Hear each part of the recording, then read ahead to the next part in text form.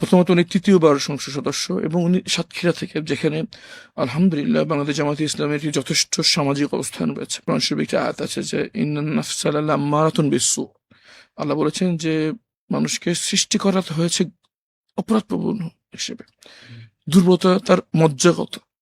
কেউ এই বলে ঊর্ধ্বে নন একমাত্র নবী রাসূলগণ ছাড়া। আমি বিশ্বাস করি হয়তো ভুলটা এই যে কারণে হোক, আমি বিশ্বাস করি যে উনি অনুতপ্ত। উনি হয়তো স্বেচ্ছায় পদত্যাগ করবেন বলে আমার দৃঢ় বিশ্বাস। ৭০ অনুচ্ছেদ অনুযায়ী ওনার সংসদ সদস্য পদ যাচ্ছে না, বাতিল হচ্ছে না। জি জি, আপাত দৃষ্টিতে যদি আমরা পড়ি তাহলে এটাই মনে হচ্ছে, এবং নজিরও রয়েছে, যেটা আমি লতিফ সিদ্দিকীর ব্যাপারে বললাম। আচ্ছা, আপনি যেহেতু জামাতের একজন এমপি, আপনার সহকর্মী তিনি ছিলেন এবং দলের যিনি আমির তার পররাষ্ট্র বিষয়ক উপদেষ্টাও বটে, আপনি একজন গুরুত্বপূর্ণ মানুষ, জামাতের গুরুত্বপূর্ণ মানুষ বলে দেশবাসী মনে করে।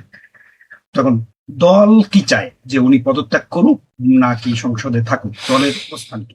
দেখুন, গাজী নজরুল ইসলাম সাহেব একজন ভেটারান পার্লামেন্টারিয়ান। উনি তৃতীয়বারের মতো নির্বাচিত সংসদ সদস্য এবং সাতক্ষীরার জামাতের উনি গুরুত্বপূর্ণ দায়িত্বে ছিলেন। উনি একজন বীর মুক্তিযোদ্ধা।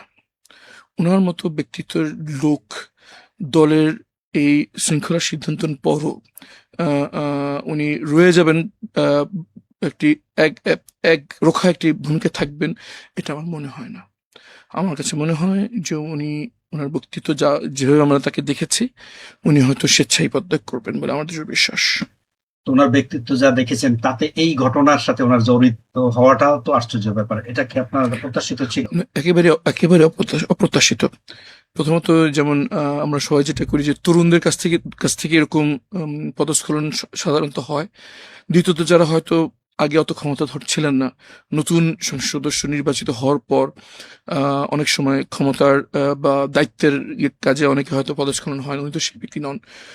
প্রথমত উনি তৃতীয়বার সংসদ সদস্য এবং উনি সাতক্ষীরা থেকে, যেখানে আলহামদুলিল্লাহ বাংলাদেশ জামাতে ইসলামের একটি যথেষ্ট সামাজিক অবস্থান রয়েছে। এমন নয় যে উনি আজকে নতুনভাবে একটি ক্ষমতা বা একটি দায়িত্বশীল বা একটি গুরুত্বপূর্ণ পদে আছেন। এটি খুবই অপ্রত্যাশিত। কিন্তু কোরআন শরীফে একটি আয়াত আছে যে ইন্নান নাফসা লাম্মারাতুন বিসসু। আল্লাহ বলেছেন যে মানুষকে সৃষ্টি করা হয়েছে অপরাধপ্রবণ হিসেবে, দুর্বলতা তার মজ্জাগত। কেউ এই বলে ঊর্ধ্বে নন একমাত্র নবী রাসূলগণ ছাড়া।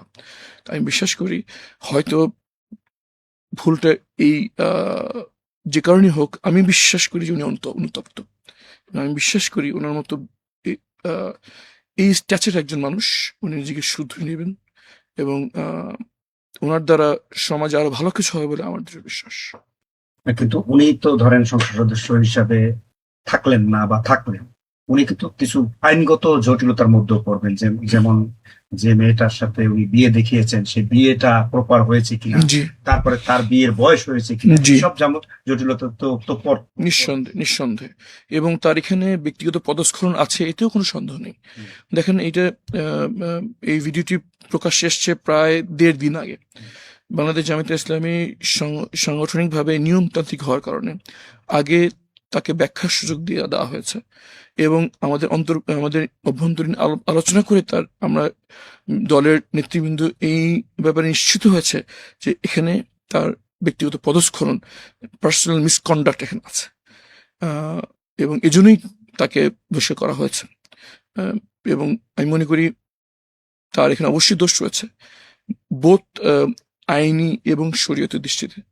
এবং এই বিষয়ে অবশ্যই তাকে ব্যক্তিগতভাবে, আমাদের দল হিসেবে দলীয়ভাবে এবং আল্লাহর কাছে জবাবদিহির একটা বিরাট প্রশ্ন এখানে আছে। আমাদের মনে হয় এই ঘটনা থেকে সবার আগে আমরা আমাদের নিজের দিকে আমরা তাকাবো। আমরা আরো বেশি আত্মসমালোচনার পথ বেছে নেব অভ্যন্তরীণ সাংগঠনিকভাবে, এবং আমরা যারা এখন দায়িত্বশীল জায়গায় আছি আমাদের অনেক বেশি সাবধান হতে হবে। কারণ এই দায়িত্ব শুধুমাত্র একটি দল বা একটি সংসদ সদস্য নয়, জুলাই পরবর্তী জাতির পুরো আশা আকাঙ্ক্ষা এই জুলাই পরবর্তী রাজনৈতিক নেতৃত্বের উপর, আমাদের উপর জাতির অনেক ভার, অনেক দায়িত্ব। আমাদেরকে অনেক বেশি সাবধান হতে হবে। এই ঘটনার পর আমরা আরো বেশি নিজেদের কাজ করবো, আরো বেশি পর্যালোচনা করবো, আরো বেশি আত্মসমালোচনা করবো এবং নিজেদেরকে শুধরানোর সর্বোচ্চ চেষ্টা করবো ইনশাআল্লাহ। জামাতে ইসলামী তাদের ইতিহাসের সবচেয়ে বড় সাফল্য পেয়ে এবার সংসদে বিরোধী দলের আসনে বসেছে। তো সরকারের সাথে তো একটা প্রতিযোগিতা আছে, অন্যদিকে আওয়ামী লীগও আছে যে জামাত কোথায় ভুল করে তাদেরকে একটু বেকায়দায় ফেলা, সমালোচনা করা। তো এই ঘটনা তো জামাতকে রাজনৈতিকভাবে কি বেকায়দায় ফেলেছে নাকি, কি আপনার বিশ্লেষণে? নিঃসন্দেহে এটি অস্বীকার করার মধ্যে কোনো কল্যাণ আমি দেখি না। ভুলকে ভুল বলার মধ্যেই ব্যক্তিত্বের পরিচয়। ব্যক্তি হিসেবে একজন মানুষ ভুল করতেই পারে, এবং এই জন্য তার বিরুদ্ধে ব্যবস্থা নেওয়া হয়েছে। যদি তার কোনো ভুল না থাকতো, শুধুমাত্র সমালোচনার কারণে আমরা দলীয় ভিত্তিক এই সিদ্ধান্ত গ্রহণ করতাম না। কারণ আমরা মনে করি যে জনস্রোত এবং জনগণের জাস্ট একটা প্রেশার আসলে এই জন্য কোনো সিদ্ধান্ত নিয়ে নেওয়া, এটা আমাদের দলীয় কালচারের মধ্যে নয়। আলাপ আলোচনার ভিত্তিতে আমরা কাজ করে থাকি। এখানে তার পদস্খলন এবং ভুল হয়েছে বিধায় তার বিরুদ্ধে ব্যবস্থা নেওয়া হয়েছে, এবং অবশ্যই আমরা এর কারণে দলগতভাবে আমরা একটু ব্যাকফুটে আছি। আমরা বিশ্বাস আমাদেরকে আরো দ্বিগুণ পরিশ্রম এবং আরো বেশি জনগণের কাছে যে এই ক্ষতিটি পুষিয়ে নিতে হবে।